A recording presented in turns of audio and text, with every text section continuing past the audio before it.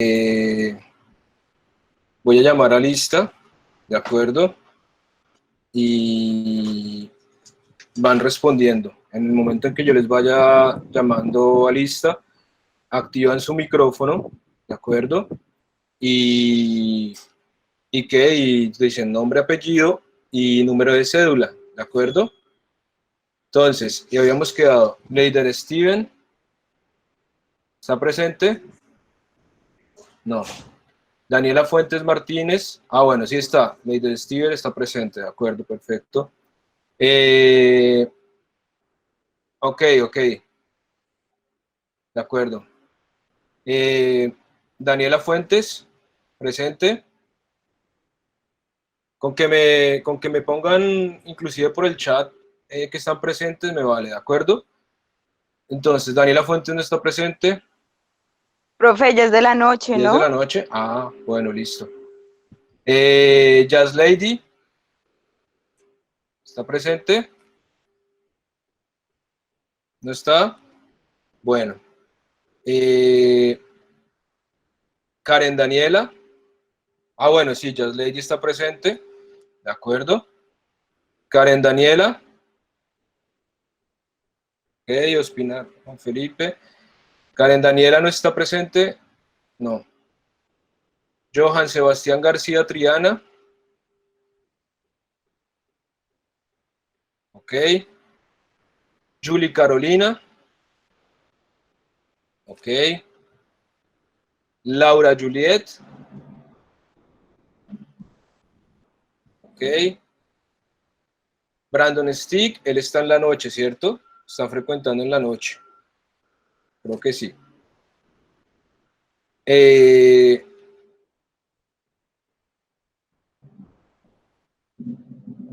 Mariana.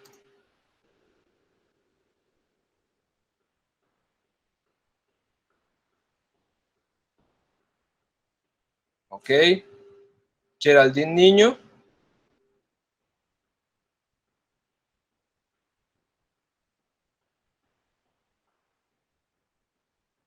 Ok. Julián David Orozco. Ok.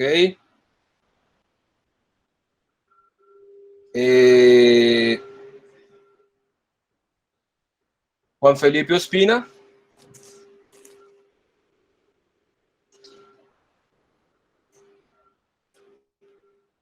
Ok. Silvia Elena Pelufo. Presente, de acuerdo. María Fernanda Pérez Rodríguez.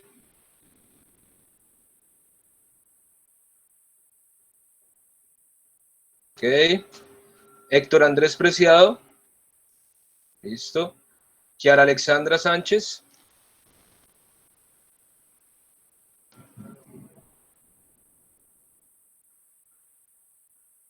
Listo. Muy bien, muchachos. Entonces, aquí tengo ya.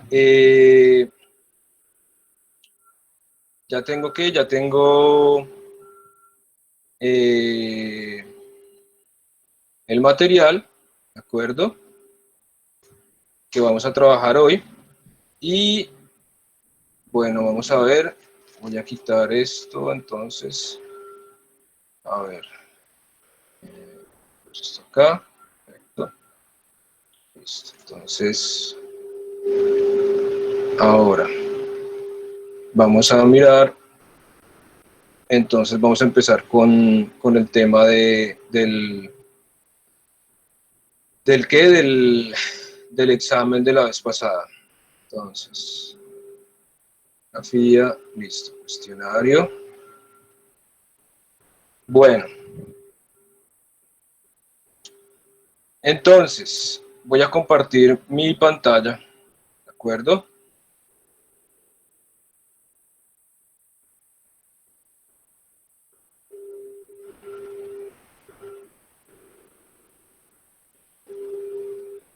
Listo.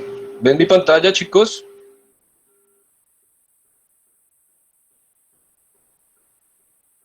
Bueno.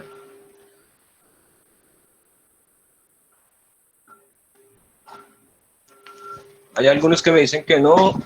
Sí, ya todos ven mi pantalla, ¿cierto? Perfecto. Listo. Ok. Entonces, vamos a iniciar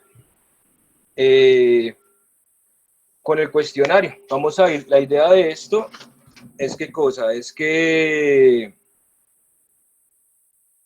la idea de esto es que tengamos ¿qué cosa? Que tengamos, podamos entender qué son las cosas que no hemos aferrado bien, ¿de acuerdo? Entonces, a ver un segundito. Aquí hablando de esto, perfecto. Listo. Entonces empezamos con la primera pregunta, ¿de acuerdo? Los que tengan de todas maneras, pues, dudas, y yo de todas maneras les voy a explicar un poquito, entonces los que tengan dudas, activan el micrófono y preguntan, ¿de acuerdo? Entonces, por ejemplo, empezamos con la primera. ¿Cómo se relaciona la apertura con la profundidad de campo? Evalúa conceptos básicos de exposición. Entonces aquí tenemos a menor apertura, menor profundidad de campo. Una apertura más cerrada ofrece una mayor profundidad de campo. Falso, la profundidad de campo depende de la sensibilidad ISO. Y tenemos una alternativa. En los exámenes de algunos, en las evaluaciones, vi que algunos pusieron en alternativa algunos elementos muy válidos, ¿de acuerdo? Entonces, la apertura de diafragma, ¿en qué se caracteriza? Esperen que voy a coger la lente que llevé la primera clase y así les explico. Ya vengo.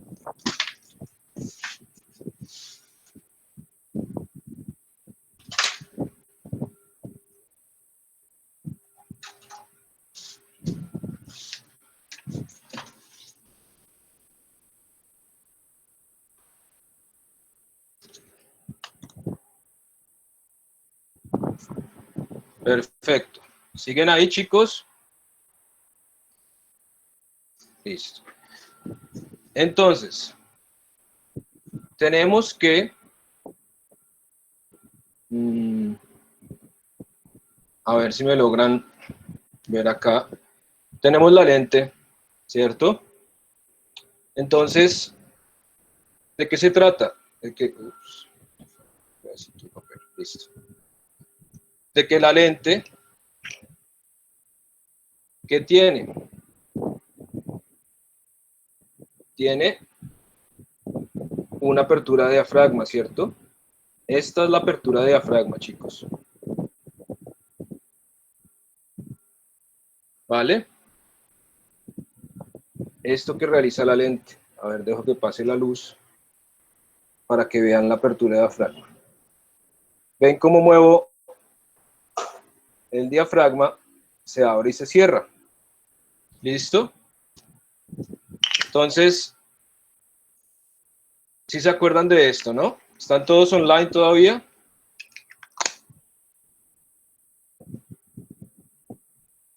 Bueno, entonces, la apertura de diafragma, ¿qué es? Es simplemente esas cuchillitas que les acabo de mostrar dentro de la lente, y es lo que nos permite, ¿qué cosa? Un mayor o menor paso de la luz, ¿cierto? Entonces, ¿eso qué va a suceder? Como les decía, la saturación de la luz, o sea, la cantidad de la luz cuando entra en la lente, pues va a saturar la imagen, ¿cierto? Va a saturarla más o menos. Entonces sabemos que a mayor apertura de diafragma, vamos a tener ¿qué cosa? Vamos a tener una menor profundidad de campo. ¿Se acuerdan que hablamos que la profundidad de campo es qué cosa? Es ese desenfoque que se ve detrás de la persona o antes de la persona cuando tenemos demasiada profundidad, de muy poca profundidad de campo. Entonces, a mayor apertura, nos ofrece qué cosa? Pues menor profundidad de campo, ¿cierto? Ahí tenemos, por ejemplo, la pregunta B, la respuesta B que dice, una apertura más cerrada ofrece una mayor profundidad de campo. Entonces, a la menor cantidad de luz que entra, vamos a tener mayor profundidad de campo, va a estar más enfocado todo en torno a nosotros.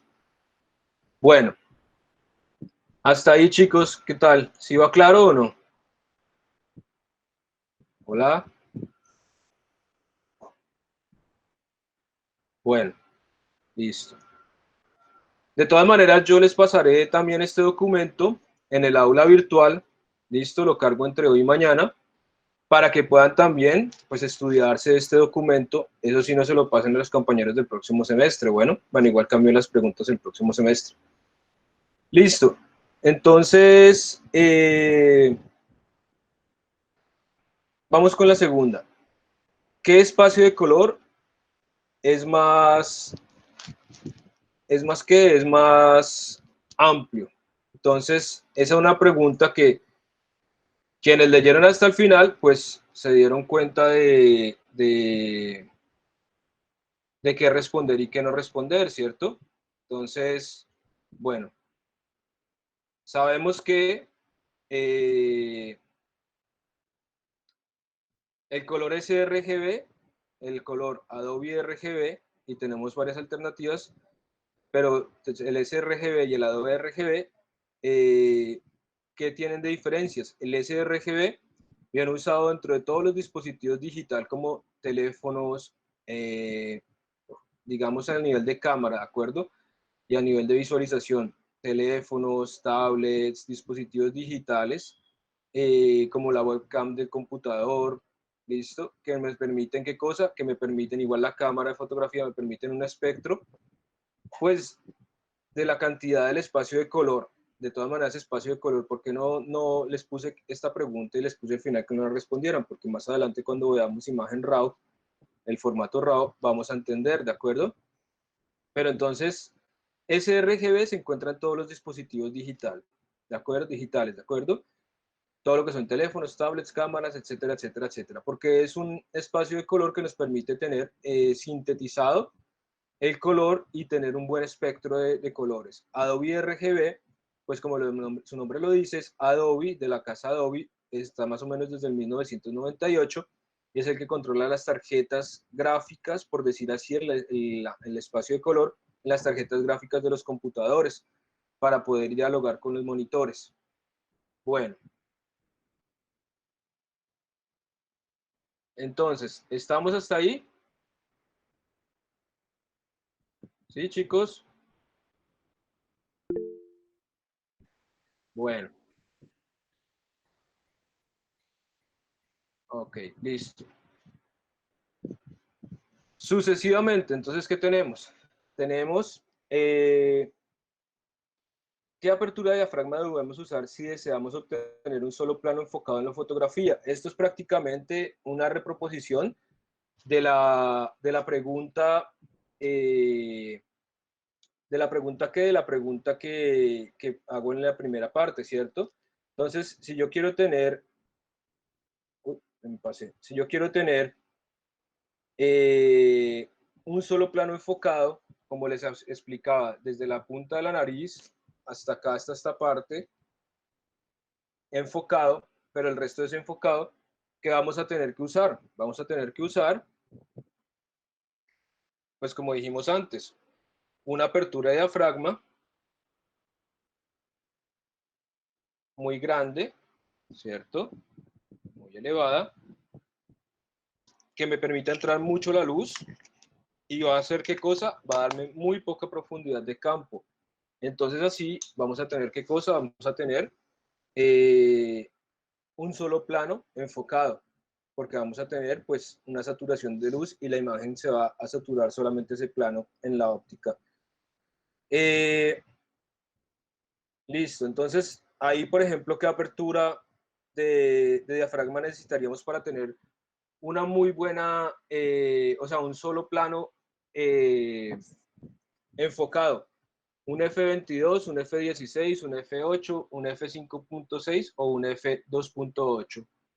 Si quieren, respondan en el chat.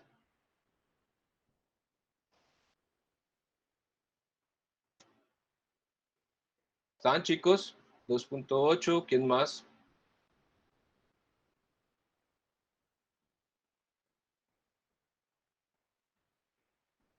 Bueno, perfecto. O sea, 2.8 es una apertura muy grande. Es bastante grande la apertura del 2.8. me va a permitir pues tener muy buena luminosidad y al mismo tiempo pues ¿qué va a suceder? Que me va a dar poca profundidad de campo. Ese desenfoque de la profundidad de campo se llama bokeh, ¿de acuerdo? El bokeh está considerado pues muy artístico. Si yo tengo solamente un retrato de una persona enfocado muy bien, con una iluminación muy suave, muy bonita como lo que vamos a ver ahora, y tengo el resto desenfocado, pues es bastante artístico, ¿no? Porque estoy dando énfasis a los elementos que me interesan, que en ese caso sería pues el retrato de la persona. ¿Listo? Bueno, sigamos con la siguiente. Entonces, a ver, un momentico acá a bajar. Listo. Entonces, eh, una apertura cerrada nos permite evaluar manejo de cámara. ¿Qué cosa nos permite una apertura cerrada? Controlar el movimiento de los objetos, conseguir un gran o nivel de ruido menor, utilizar un lente de tipo gran angular, una mayor profundidad de campo. ¿Qué dice? ¿Qué dice? Porque el F22, a ver, responda a la pregunta. A ver, el F22, digamos que si yo voy a ver acá la lente, ¿cierto? A ver si logro hacer que me pase un poquito de luz acá, me quito yo, otro lado, eso. Ah, listo. Aquí tengo, ¿qué cosa? Aquí está en una apertura 2, o sea, esto es un 2. Aquí tengo el anillo de apertura del diafragma, ¿de acuerdo? Y yo lo voy moviendo y me va cambiando la apertura de diafragma. Entonces, esto sería ¿qué cosa? Un F2 completamente abierto, ¿ven? Ahí está completamente, se ve mi cara ahí un poquito. Voy a dejar pasar la luz. ¿Listo? Ahí está, esto sería un F2 abierto completamente. Si yo cierro, ¿ven?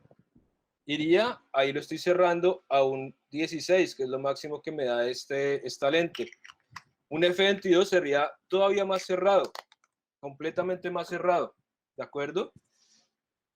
Entonces, ¿qué pasa?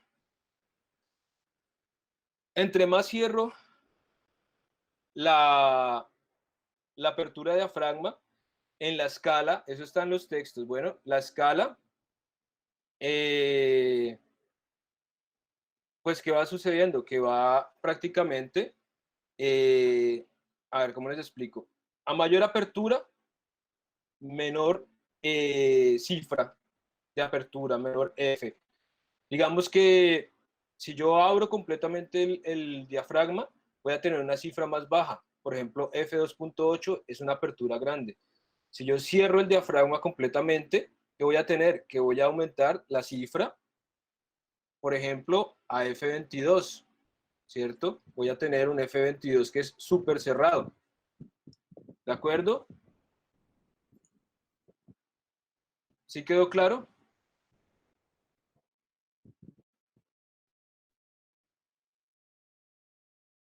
Listo. Bueno, entonces continuemos acá. De nada, con mucho gusto, Silvia. Entonces, continuemos sobre esta.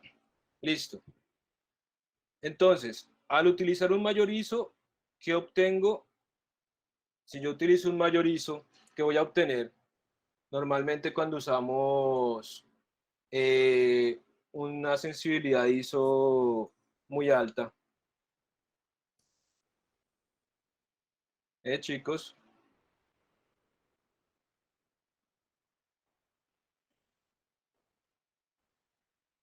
mayor cantidad de luz, ¿cierto? Entonces, el ISO, recordamos, a ver, les muestro acá, si yo cojo mi cámara y la enciendo,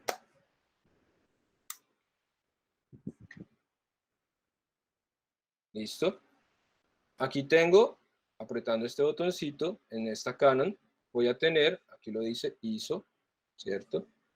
Voy a tener mi sensibilidad ISO. Y ahí puedo viajar en ellas. Por ejemplo, mi cámara me da desde ISO 100, ISO 200, 400, 800,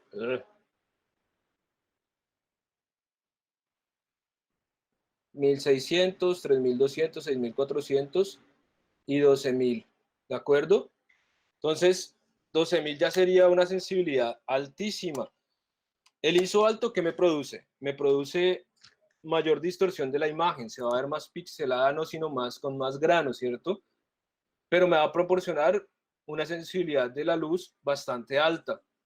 Entonces, el ISO que es prácticamente, ¿se acuerdan que yo les explicaba? Sería como estar prácticamente un espacio dentro del sensor que se abre o se cierra para dar mayor paso de luz en el sensor. Antiguamente era en la película y se usaba por medio de químicos. ¿Listo? Entonces me proporciona mayor sensibilidad, mayor luminosidad, pero entonces me produce mayor ruido en la fotografía, mayor granulado, exacto, Julie, muy bien, perfecto. Entonces, y mayor cantidad de luz, pero nos produce mayor granulado, sí, señores. Bueno, vamos con la otra, a ver si vamos rápido y vemos el apartado de luz. Al utilizar un mayor ISO, ¿qué obtengo? Bueno, entonces un mayor nivel de ruido digital, sí, es válido. Mayor consumo de baterías, no. Imágenes monocromáticas, tampoco. Y pues tenemos mayor luminosidad, exacto. Entonces ahí podemos trabajar con esto también. El formato JPG es un formato que presenta pérdida de calidad frente al original. Evalúa elemento básico de fotografía digital. Entonces, verdadero, falso o alternativa. El formato JPG prácticamente es un formato como, digamos, MP4. El MP4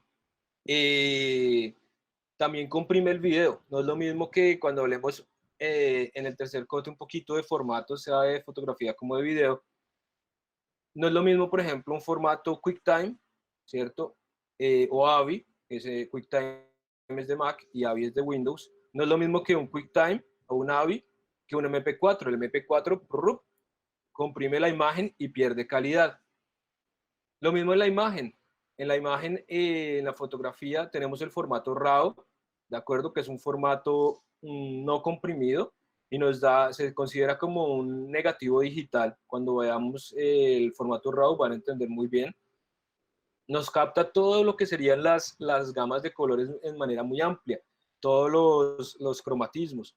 Mientras que el JPG lo que hace es que sí, el sensor de la cámara, sea el teléfono, de la cámara, lo que sea, capta la imagen y capta todos los prismas, pero todos los cromatismos, pero ¿qué sucede? Que sucesivamente lo que va a hacer es, por medio de codificación, va a eliminar muchos de esos cromatismos para ahorrar espacio de almacenamiento y crea la imagen. Tiene una calidad aceptable, pero sí tiene pérdida de calidad, ¿de acuerdo?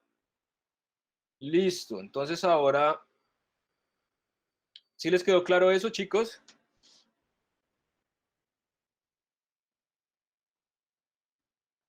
Bueno. Bueno, muchachos, nos tenemos que acostumbrar a esto de las clases virtuales las próximas 3 semanas. Para la próxima voy a estar más sin sorpresas de que no me funcionen las cámaras del computador. Bueno, entonces ya estaré más equipado. Listo. Entonces, ¿qué debo hacer para eliminar ojos rojos con flash? Esto todavía no hemos llegado porque hoy vamos a hablar un poquito de flash en la próxima clase también.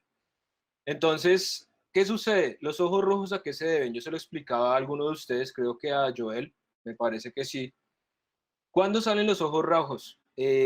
Con el flash. Cuando prácticamente el flash está a la misma altura de los ojos.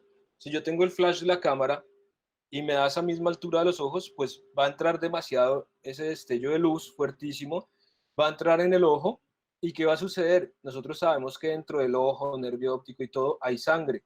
Entonces, eso que vamos a ver como ojos rojos es la luz que entra dentro de nuestros ojos, dentro del iris, la córnea, todo, y se va a reflejar un rojo, o sea, es como si la luz entrara dentro de nuestro ojo y ¡prum!, diera una vuelta y se proyectara un color rojo que prácticamente es lo que vamos a ver en la fotografía, ¿de acuerdo?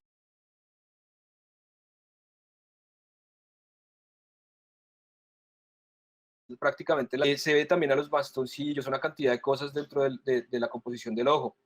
Vamos a ver que, por ejemplo, los perros, los gatos, los animales tienen un espectro mucho mayor de visión nocturna. ¿Listo? Si nosotros tomamos una fotografía, así sea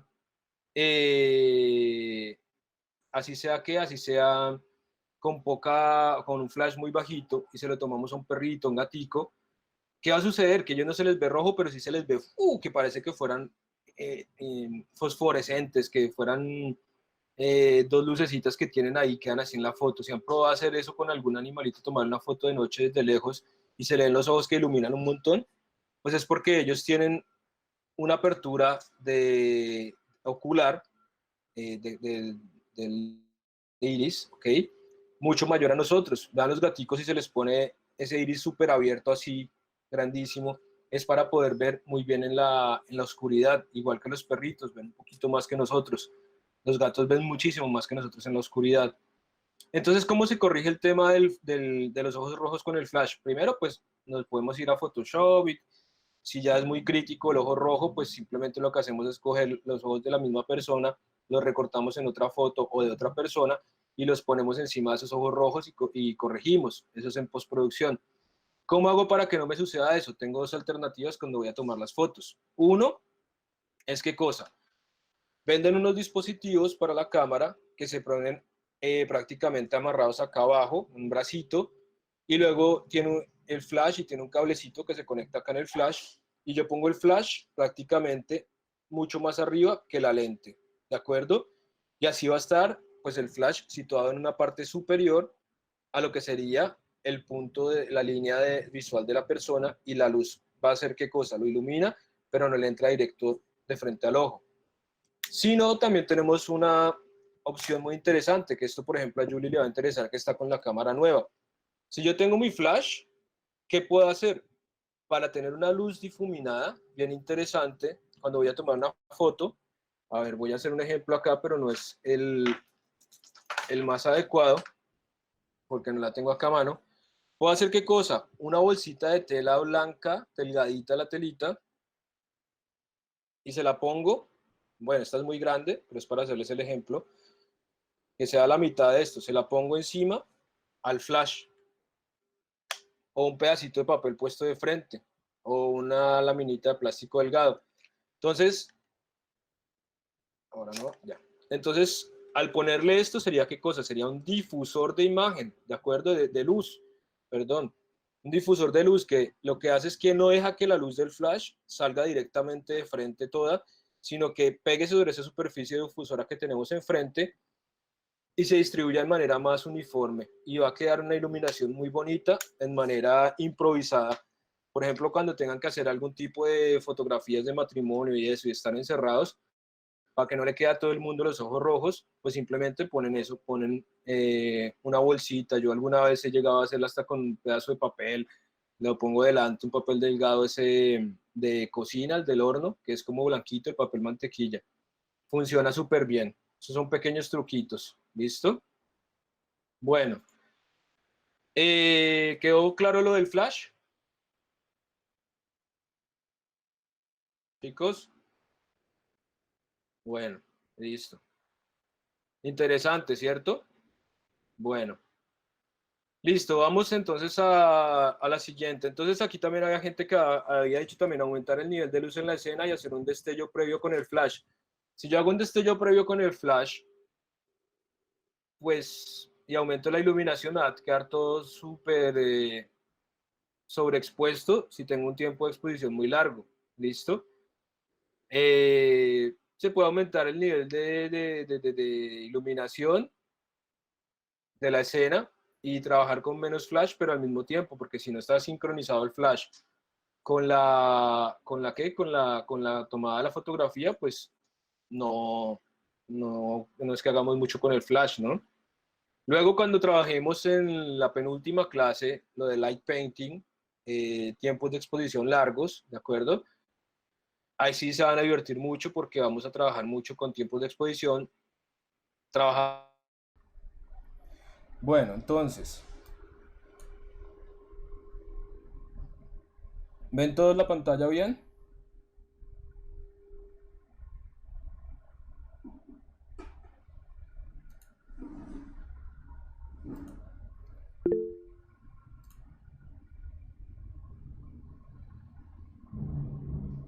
Ok, listo. Entonces, pasemos a la siguiente. Entonces, ¿qué resolución es la más adecuada para una fotografía que será expuesta al público?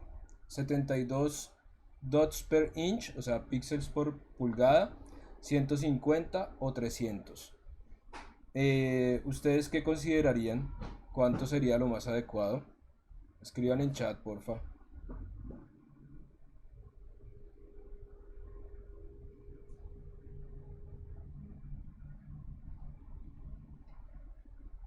¿Ni idea? Sí, puede usar el comodín, John. Johan. Ok, 300, sí.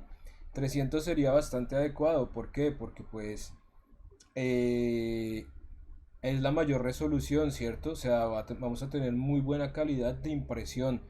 Porque como vamos a hacer pues una impresión sobre un tamaño para exponer, digamos un tabloide o medio tabloide, pues debemos tener muy buena resolución, ya que una cosa es ver una fotografía sobre el monitor del computador o de un dispositivo digital, otra cosa muy distinta es ver la fotografía impresa sobre papel. Entonces, a mayor resolución tengamos para la fotografía, mucho mejor. ¿De acuerdo, chicos? Bueno, vamos por la siguiente. A ver, muchos de ustedes, pues aquí en esto, ¿qué utilidad presenta el trípode? Evalúa nociones de equipo, ofrece un soporte robusto para la cámara, permite componer la imagen sin sufrir cambios, las dos anteriores. ¿Qué piensan ustedes, chicos?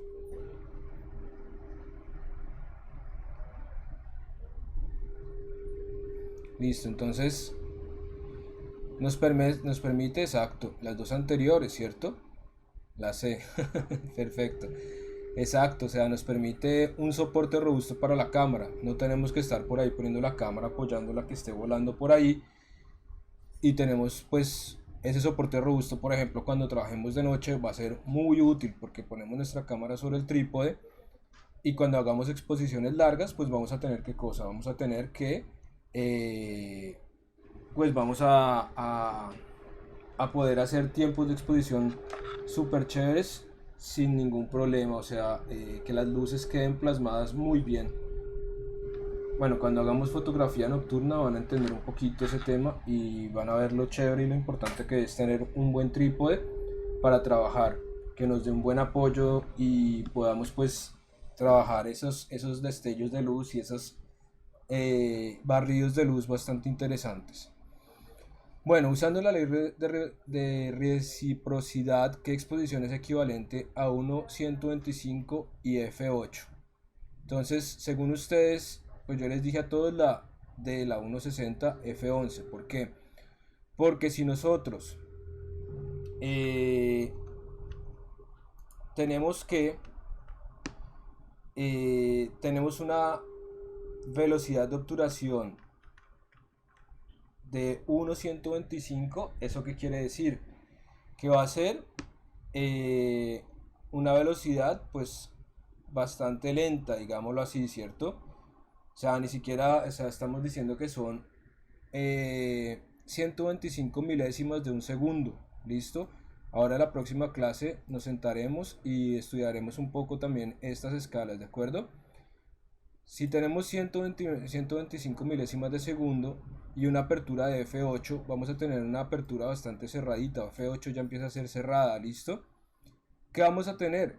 Que si nosotros vamos a ver la ley de la reciprocidad, que sea recíproco este reporte y podamos cambiarlo, si vamos a hacer qué cosa, si vamos a bajar la velocidad de obturación a 1,60, estamos bajándola prácticamente a la mitad de esto. de 1/125, o sea, estamos bajando a 60 milésimas de segundo, o sea, a 1 segundo y 60 milésimas la velocidad de obturación, o sea, estamos bajando todavía, subiendo más la cantidad de tiempo de exposición. Por lo tanto, ¿qué vamos a tener que hacer? Vamos a tener que cerrar nuestro diafragma para que no nos salga sobreexpuesta la imagen, ¿de acuerdo? ¿Sí les quedó claro? Si yo, por ejemplo, acá 1.750 y 6.3, pues no voy a tener suficientemente cerrado el diafragma para poder tener una buena exposición.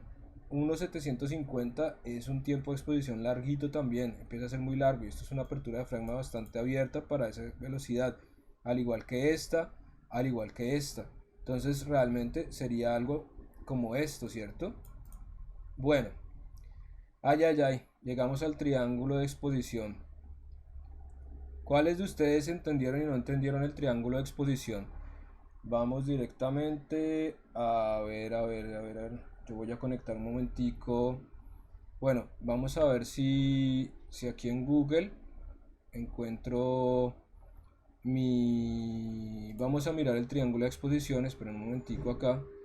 Vamos a mirar. Voy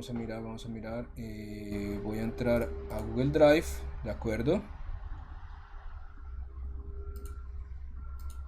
Y vamos a abrir el material directamente para que podamos entenderlo directamente viendo la gráfica. Listo, entonces fotografía, perfecto. Y vamos a ver regla los tercios, consejos, apuntes, introducción, la proporción, la regla, trabajo, ebook, consejo, apuntes de fotografía, consejos básicos, apuntes de fotografía, regla de los tercios, trabajo, la regla frontal, la proporción, la fotografía digital, el triángulo de la exposición. Aquí está. Listo. Bueno, vemos todos el triangulito de la exposición, ¿cierto? Entonces, a ver, voy un momentico a descargarlo en mi compu, por lo que tengo la información en el otro lado. Voy a ponerlo acá en el escritorio. Listo. Y así puedo tener un feedback de ustedes en tiempo real. Ok.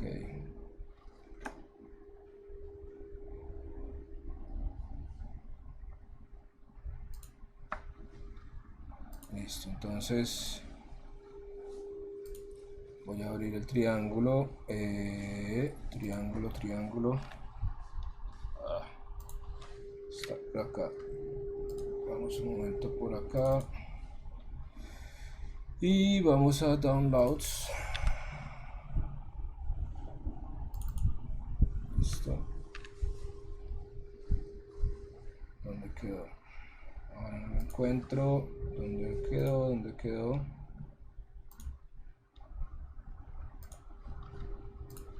Esperen un segundito.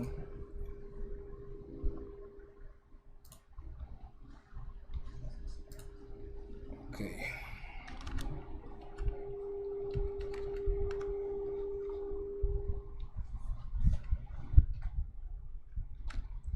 Bueno, entonces, a ver, ¿dónde lo tengo acá?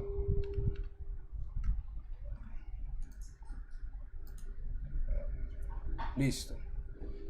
Bueno, entonces tenemos nuestro triángulo de la exposición, ¿de acuerdo?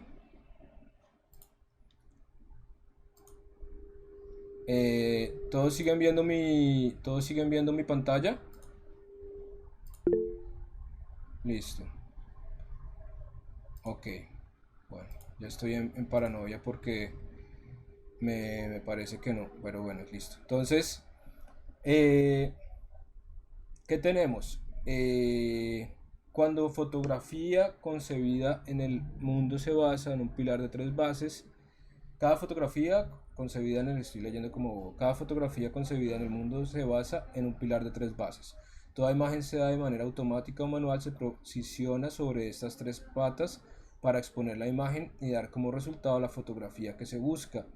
Entonces aquí tenemos qué cosa, tenemos velocidad de obturación en este punto, apertura de diafragma y velocidad de ISO.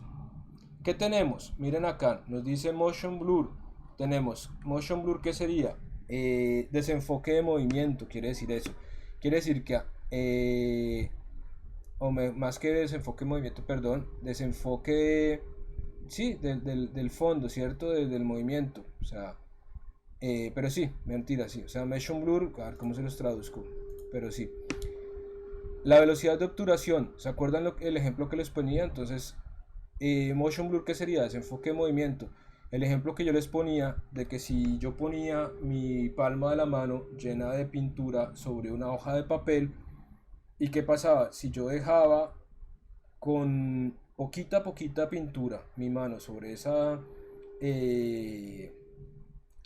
hoja de papel durante mucho tiempo, pero con poquita pintura, y luego la quitaba con mucho cuidado, pues iba a tener que no me iba a quedar movida la mano sobre la hoja de papel, ¿cierto?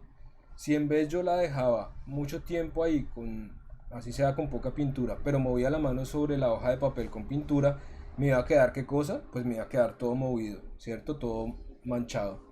Lo mismo, con la luz pasa lo mismo. Nosotros tenemos una cantidad de tiempo para exponer el video, ¿listo? Y, y el video, la fotografía. Y entonces si yo dejo la apertura de diafragma mucho tiempo y muevo la cámara, pues nos va a quedar qué cosa, desenfocado, nos va a quedar un movimiento, ¿cierto? Entonces cuando hagamos la fotografía nocturna vamos a jugar con velocidades de obturación altas para poder jugar dibujando con la luz, poder dibujar con la luz. Entonces, ahí nos dice motion blur por eso, porque sería velocidad de obturación. Apertura. En apertura nos dice qué cosa, nos dice profundidad de campo, porque entre mayor apertura, menor apertura, vamos a tener menor o mayor profundidad de campo. ISO nos dice qué cosa, ruido, ¿cierto? El ruido de la imagen, lo que decíamos antes. Entonces la idea cuál es, que yo tengo acá por ejemplo dentro de la cámara, ¿se acuerdan cuando el otro día vieron dentro de ella y tomaron una foto? Tenemos acá un pequeño exposímetro. Ese exposímetro nos va a decir que entre más al centro esté esta flechita, mucho mejor, porque va a estar bien expuesta la fotografía. Y el triángulo nos sirve para qué cosa, para jugar con estas tres herramientas, esta que se encuentra en la lente, que es la apertura de diafragma, y estas dos que se encuentran en el cuerpo de la cámara, que son la velocidad de obturación y la sensibilidad ISO. Entonces, jugando con estas tres, vamos a tratar de dejar nuestra imagen balanceada lo mayormente posible al centro. Si yo tengo, por ejemplo, una situación en la que tengo poca luminosidad, ¿qué voy a intentar hacer? Pues aumentar un poquito, o sea, no disminuir, perdón, aumentar la cantidad de velocidad de obturación, el tiempo de obturación, lo aumento un poquito más de tiempo, ¿cierto? ¿Y qué más voy a hacer? Pues voy a subir un poquito la sensibilidad ISO, ya que si la apertura de diafragma no me da lo suficiente para tener la luminosidad, pues uso estas dos herramientas para balancear la imagen. En vez si estoy en un sitio súper luminoso, como ahora al mediodía, pues ¿qué hago? Voy a dejar la sensibilidad ISO muy bajita para que no sea tan blanca la imagen. Voy a dejar una velocidad de obturación pues más bien rápida, ¿cierto? Porque tengo mucha luz. Y voy a tener ¿qué cosa? Una apertura de diafragma. También si quiero pues jugar con dos cosas. Si quiero jugar con una profundidad de campo normal, que tengo bastante profundidad de campo, que se ve todo enfocado, pues cierro la apertura de diafragma, ¿cierto? Pero si no, ¿qué hago? Pues simplemente si quiero tener una profundidad de campo grande en plena luz del día, entonces ¿qué tengo? Quiero hacer una fotografía con todo el fondo desenfocado, pero de día con esta luz. Pues ¿qué hago? Simplemente voy a dejar mi apertura de diafragma muy abierta. ¿Y qué voy a hacer? Voy a poner un filtro. En la próxima clase vamos a hablar de filtros. Yo les voy a mostrar. La próxima tendré ya una camarita web para poder trabajar desde mi compu. Y entonces así les voy a mostrar un poco el tema de cómo poder pues eh, trabajar con filtros. ¿Listo? Los filtros, hay distintos tipos de filtros. En la próxima clase hablamos sobre filtros, empezamos a hablar sobre filtros. Entonces, ¿yo qué hago? Si tengo una apertura de diafragma bastante abierta, para poder tener una profundidad de campo baja, que me quede todo desenfocado adelante y atrás del plano que quiero enfocar, voy a utilizar un filtro para que no me quede sobreexpuesto todo, ¿de acuerdo? Bueno, aquí tenemos este texto. Yo los invito de nuevo a que lo lean, porque miren, chicos, la verdad son dos paginitas, de las cuales esto ni siquiera se puede decir que sea una página de texto, es un tercio de página de texto, y esto otro acá pues realmente nos explica muy bien y es muy sencillo. ¿Estamos? Díganme sí o no. ¿Sí? ¿Ya están almorzando? ¿Ya se les dio pereza? ¿Ya se fueron? Hola. Ok.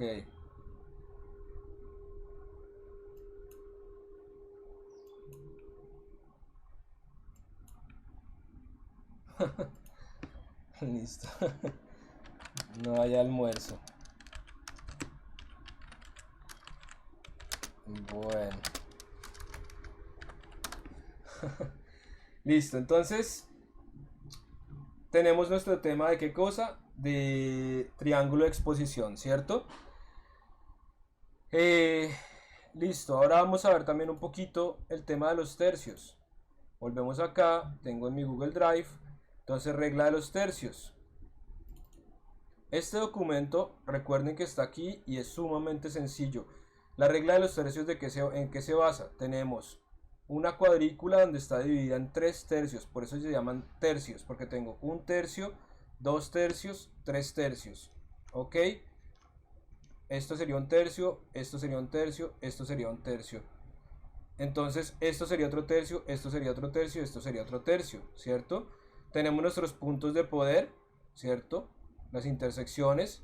Y como lo muestra acá, si trabajamos, miren, aquí el niño está al centro de la fotografía, se ve todo como perdido, como que no se entiende muy bien, el osito ni siquiera está mirando a la foto. Si el osito estuviera mirando hacia la foto, hacia nuestra perspectiva, pues sería un poco distinta la interpretación, ¿no? Porque entonces estaría el osito pues a formar parte. Pero miren, aquí cambiamos, cerramos la foto, tomamos foto donde ponemos el rostro del niño y uno de sus ojos en una de las intersecciones, y de todas maneras el osito lo tenemos ahí. Entonces tenemos en 2 puntos de poder la composición y cambia completamente de aquí a aquí, ¿cierto? Entonces lo mismo acá, miren, ¿se acuerdan que teníamos lo del paisaje? Aquí está sobre 1 tercio el paisaje, porque le damos más importancia a qué cosa, al cielo. Tenemos el ciervo, miren, que está sobre el suelo. Tenemos en el primer tercio inferior, en el tercio inferior, todo el suelo, todo el pasto. Y en los 2 tercios, el intermedio y el superior, tenemos el cielo. Entonces, ¿qué hacemos? Esto nos da una sensación de que tenemos qué cosa, de que tenemos a nuestro ciervo sobre la tierra. O sea, lo tenemos parado y nos da esa sensación de horizontalidad, ¿de acuerdo? Miren acá, en vez de acá tenemos el atardecer en segundo plano, solamente sobre el tercio superior, y tenemos acá el mar y sobre todo a nuestros protagonistas trabajando sobre toda una línea de tensión sobre una de la parte de los tercios, ¿cierto? Sobre 2 puntos de los tercios. Entonces acá le damos menos énfasis al cielo, más énfasis al mar y a ellos, y tenemos también una proporción muy interesante, ¿de acuerdo? Entonces, ¿qué tal? Léanse ese documento, ¿listo? Visto 100%, muy bien, Julie. Ok, visto, profe. Julie, ¿qué me preguntabas?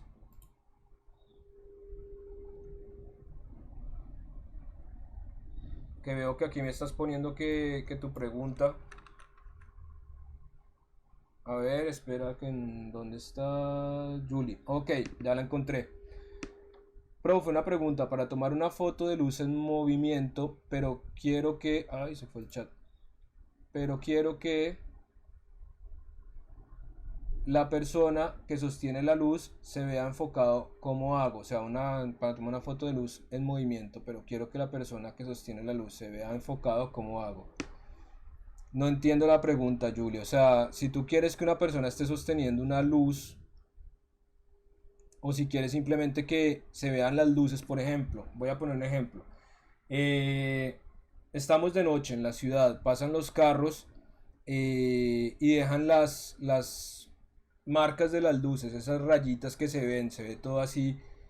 Y yo quiero que esa persona quede simplemente enfocada, pero que las luces se vean. Nada, que la persona sostiene la luz. Uy, es que como difícil, Julie. Mm, ok, que sostiene las chispitas mariposa. Y tú quieres que las chispitas queden desenfocadas, pero la persona quede enfocada. O sea, que quede sin barrido. Ay, ay, ay.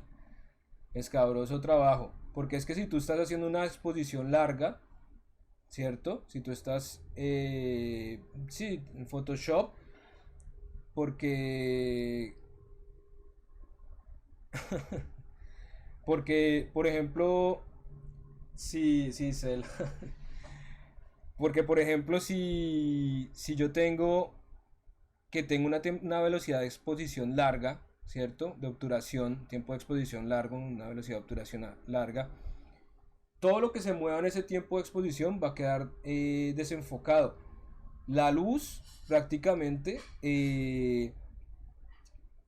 pues va a quedar también con ese movimiento. Pero entonces podemos trabajar, ¿te acuerdas lo que el día después del examen te expliqué sobre la doble exposición, esa especie de doble exposición, que era dejar un tiempo de obturación larga y luego movíamos la distancia focal, ¿cierto? Cambiábamos de 18 milímetros a 55 y quedaba la persona como la silueta medio en transparencia en primer plano y la otra en plano medio.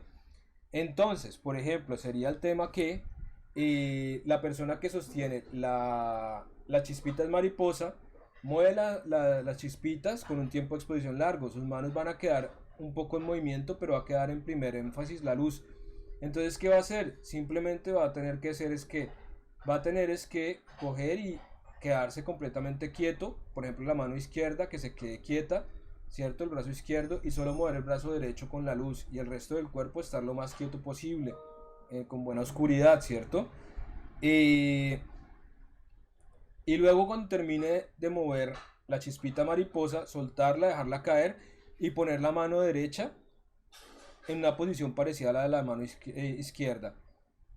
Entonces ahí tiene uno que calcular muy bien, ¿cierto? Entonces uno puede poner en qué cosa, en una función de la cámara que se llama bulb, que sería la mayor apertura posible de la cámara, ¿listo? O sea, el mayor tiempo de obturación, perdón, de la cámara, que sería bulb. ¿Y eso qué quiere decir? Que yo, bueno, eso normalmente, si no tengo un disparador o algo así de la cámara, no es muy aconsejable, pero podemos probar, por ejemplo, teniéndola sobre el trípode, aprieto el bulb, o sea, pongo la mayor cantidad de tiempo posible de obturación y me va a salir la opción bulb. Al salirme la opción bulb, ¿qué va a suceder?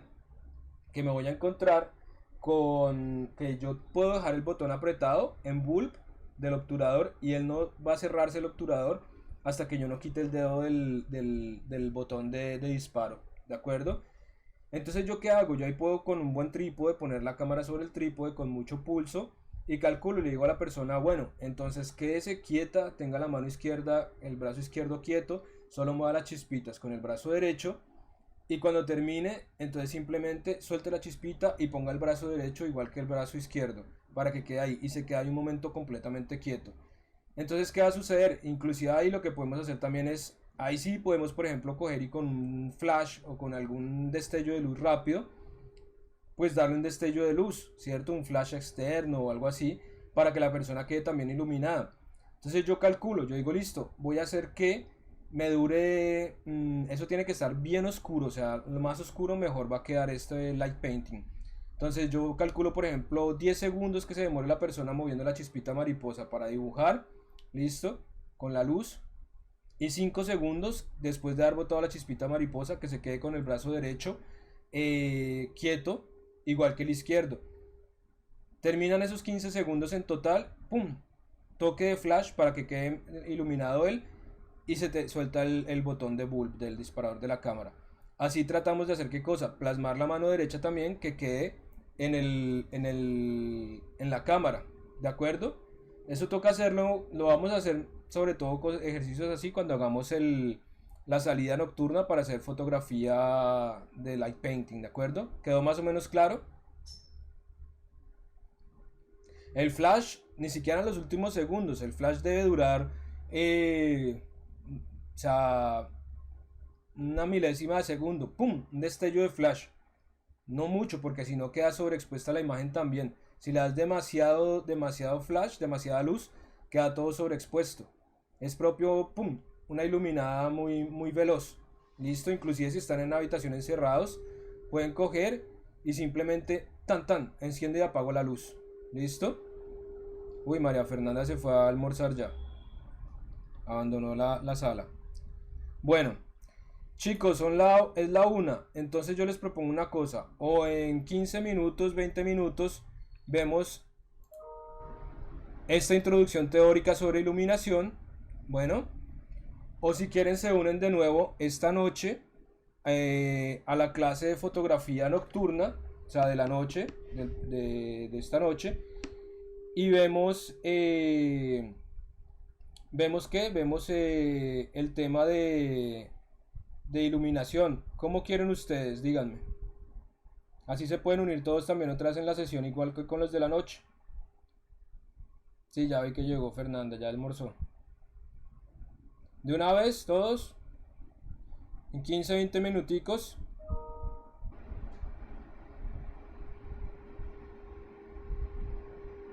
Listo. Entonces vamos a darle una ojeada a este texto. Este texto que vamos...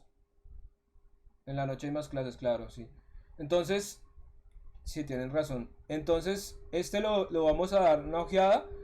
La idea es que como no podemos ir a la escuela, pero esta clase que les voy a mostrar ahora, esta introducción teórica, era lo que quería que iniciáramos a hacer en el estudio hoy, de iluminación, darles una clase magistral sobre iluminación, pero pues como no podemos salir porque nos coge el bichito y nos da dos vueltas, entonces pues voy a hacerles una panorámica sobre qué es la iluminación en este sentido, tipos de iluminación, de luz, todo esto.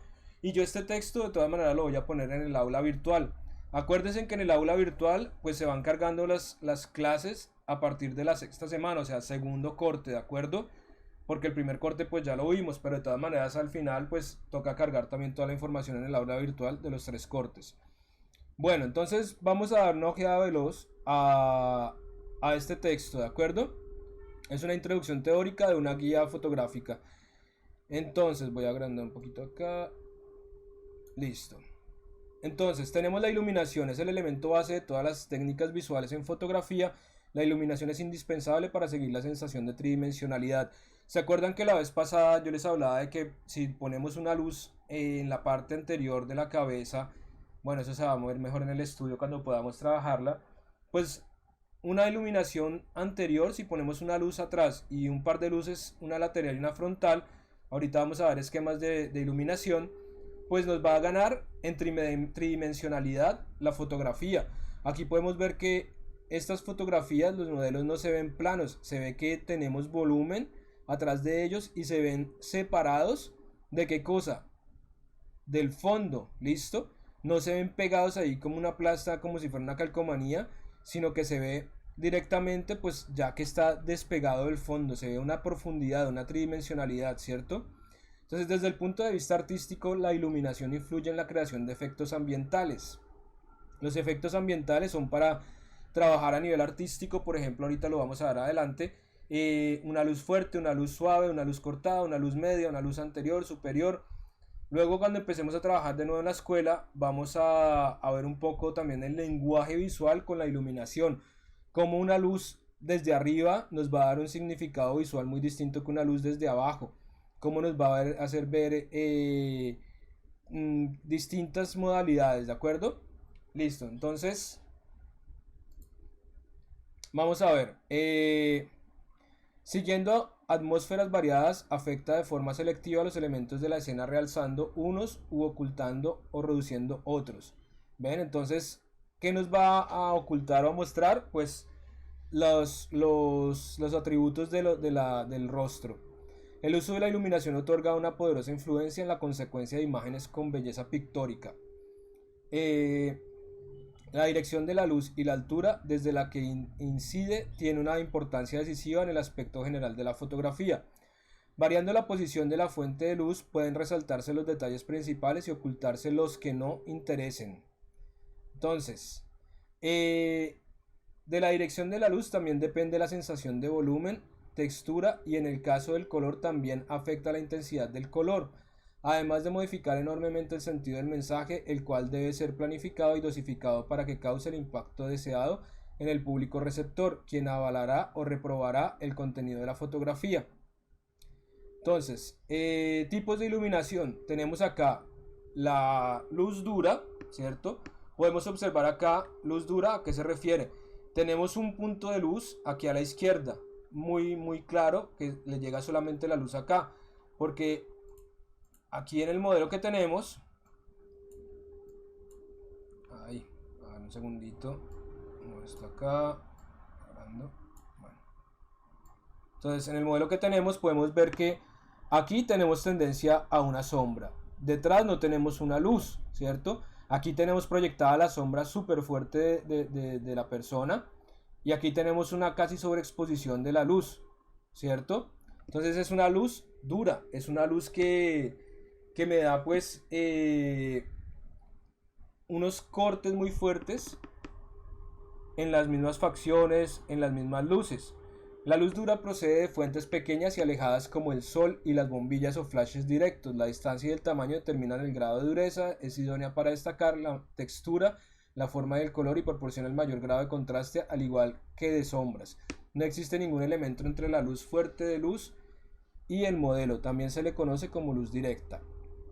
Luz suave. Es tan difusa que no proyecta apenas sombras. La fuente luminosa ha de ser muy extensa como un cielo cubierto o rebotarse sobre una superficie muy grande y próxima. Esta iluminación es la menos espectacular de todas, pero es también la más amigable y fácil de controlar ya que sus sombras son más suaves y es más fácil trabajar la gama de aberturas. Se le conoce como luz suave porque existe un intermediario entre la fuente de luz y el modelo, como por ejemplo una tela, papel, Durapax, rebote. Eso también lo trabajaremos luego. Vamos a poner una luz, la ponemos directa, luego le ponemos qué cosa, el softbox. Ahorita les muestro los softbox, que son, a ver, voy a buscar acá un momentico. Esto por ejemplo es un softbox gigante, listo, gigante este softbox. Bueno,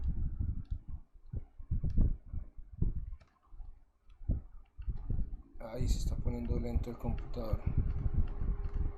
Ok. Entonces, eso es un softbox que tiene una luz por dentro. En la escuela tenemos unos cuantos, que era lo que iba a trabajar en estos días.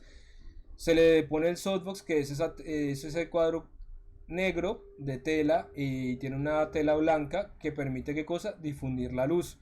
También tenemos los flex, los trabajaremos en la escuela, que es poner la luz y rebotar contra ella. También tenemos las sombrillas, ahorita les muestro un poco de esos elementos. La sombrilla me permite también difuminar la luz. ¿Listo? Un papel, como les decía, de mantequilla, una tela, un pedazo de icopor. En el transcurso de estos días les pondré ejercicios para hacer y poder experimentar un poco eso y que tomen con el teléfono pues unas foticos, ¿listo? Un poco de ejercitación. Bueno, aquí tenemos esto muy interesante que es referencia las luces, el reloj de Meyerson. Entonces esto los voy a dejar rápidamente para que ustedes después cojan el texto y lo estudien, ¿de acuerdo? Esto prácticamente es poner una especie de reloj y poner qué cosa, poner acá las luces ajustadas de acuerdo a esto. Meyerson en su libro Iluminación para cine y televisión muestra un esquema para poder referirnos a las luces de la escena.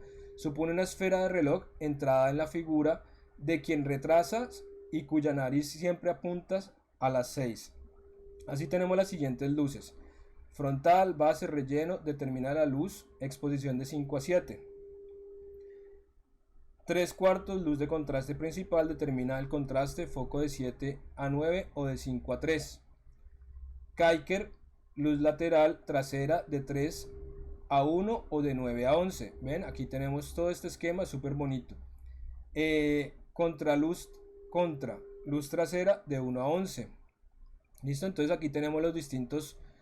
no es que sea un tipo de luz distinta, es que donde se está colocando y entonces se le da un nombre a donde se posiciona. ¿De acuerdo? Esto yo en el texto yo se los pongo, este texto se los pongo para que lo lean detenidamente y luego podamos hacer también un poco de ejercicios. Esquema de nombres de luces de Meyerson. Imagina un reloj cuyo centro es la cabeza de la persona que retratas. Su nariz marca el eje del retrato y siempre mira a las 6. Aquí tenemos hacia las 6, ¿ven? O sea, hacia el frente. Me perdí. ¿Dónde está? Las 6, las 6, las 6. A las 6. Si el rostro gira, el reloj gira con él. Los nombres marcados sobre la ilustración muestran los nombres que normalmente damos a las luces. Aquí las tenemos. Contra, Kicker, lateral, frontal. ¿Listo? Tenemos este prospecto. ¿Ven cómo podemos iluminar? Aquí, ¿qué estamos haciendo? Estamos haciendo una iluminación directa. Pero ¿qué cosa? Estamos dando profundidad, estamos en el contraluz para dar profundidad, tridimensionalidad, ¿cierto? Aquí tenemos una luz de relleno, tenemos una luz lateral para trabajar sobre la lateral y una luz frontal. Y aquí no tenemos luz, tenemos ausencia, pero en el reloj de Meyerson podemos trabajar todo esto, luego se va viendo. Bueno. Ay, perdón. No hay que obsesionarse con buscar dónde están los focos, sino reconocer los efectos que producen. ¿Listo? Bueno, luz frontal. Miren, acá tenemos los esquemas de fotografía. Esto es súper bonito, es súper interesante verlos, ¿de acuerdo? Entonces, cuando nosotros vayamos a hacer luz e iluminación en cualquier sitio, pues es súper interesante así cojamos papel y lápiz y nos hagamos, ¿qué cosa? Un esquema de iluminación, donde vamos a poner los focos para poder iluminar. Miren aquí tan simple, tenemos un fondo como de los que estoy haciendo en la escuela. Tenemos un foco de luz, tenemos la cámara y es una luz frontal completamente, ¿ven? Vean cómo nos queda iluminado y con un fondo constante.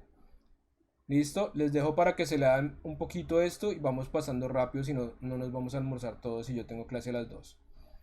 Esta produce ampliamiento de los objetos, aumenta la cantidad de detalles pero anula la textura. En el caso de fotografía, color, cuando se usa la luz frontal, se puede producir el efecto de ojos rojos. Listo, frontal Paramount. El foco base está colocado entre las 5 y las 7. Miren, aquí tenemos 7, 5, 5, 7. El Paramount es completamente frontal, como se muestra acá. ¿De acuerdo? Para colocarla correctamente ponemos el foco frontalmente al rostro. En estas condiciones el modelado es escaso y la fotografía resulta plana. En los ojos aparece el reflejo de la fuente de luz. Subimos el foco hasta el punto en el que desaparece el punto de luz en los ojos. Bajamos el foco hasta que vuelva a aparecer el punto. Miren. ¿De acuerdo? Modelado de las facciones de una luz frontal, Paramount y tiro frontal. Aquí tenemos nuestro esquema, ¿de acuerdo? Zona de sombras, tenemos sombras, iluminación lateral de 90 grados con una sombrilla, iluminamos hacia la sombrilla y la sombrilla lo que hace es rebotar la luz. Tenemos acá, ¿qué cosa? Tenemos lo mismo, nuestra cámara enfrente y tenemos nuestro exposímetro. Resultado de la fotografía de luz lateral en este esquema, miren cómo nos viene la fotografía. Luz acá expuesta, luz acá en sombra.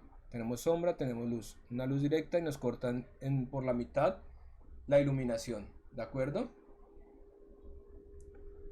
Esta en un cierto sentido empieza a tener un poco de aspectos artísticos. Esta iluminación destaca el volumen y la profundidad de los objetos tridimensionales y resalta la textura, aunque da menor información sobre los detalles que la luz frontal y además aumenta el contraste de la imagen. Bueno, vamos rápidamente. El foco está situado al mismo lado que la cámara, ilumina el lateral cercano de la figura, el lado ancho. La luz Rembrandt cae desde un lado y algo frontal al rostro. ¿Listo? Aquí tenemos nuestro enfoque. Entonces, ¿yo qué quiero? Quiero que se estudien este texto, ¿de acuerdo? Se hagan un estudio de todo este texto que les voy a poner. Luz cenital, aquí tenemos la luz cenital. Es una luz desde muy arriba, ¿de acuerdo? Aquí tenemos un esquema. Miren la luz cenital, el efecto que nos causa, ¿de acuerdo? Contraluz, miren la contraluz, tenemos el sujeto, tenemos expuesto desde atrás, ¿de acuerdo?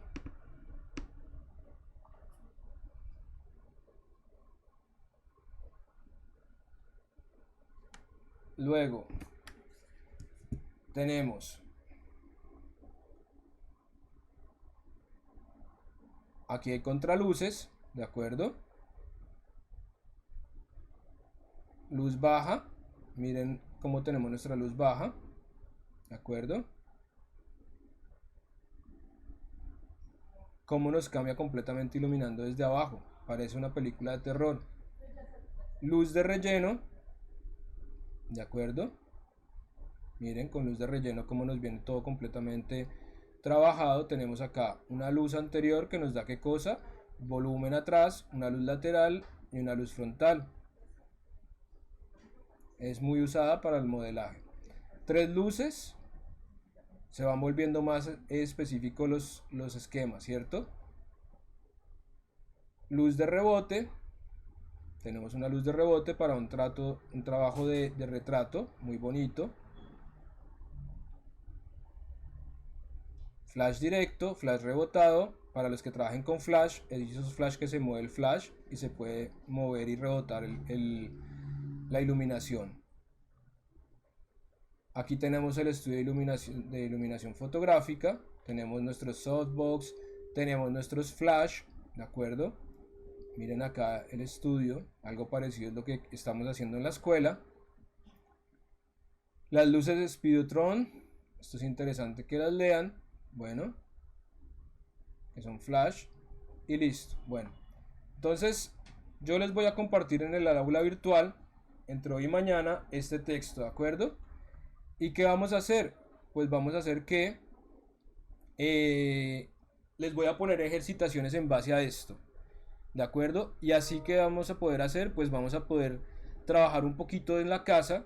Yo les pongo esquemas de iluminación para que hagan con el mismo teléfono. Yo les voy a explicar, les voy a indicar qué luces usar. Podemos usar luces de la casa, las lamparitas que tenemos de la mesa de noche, del escritorio, etcétera, etcétera, y poder trabajar. Busquemos superficies blancas, elementos para poder reflejar la luz.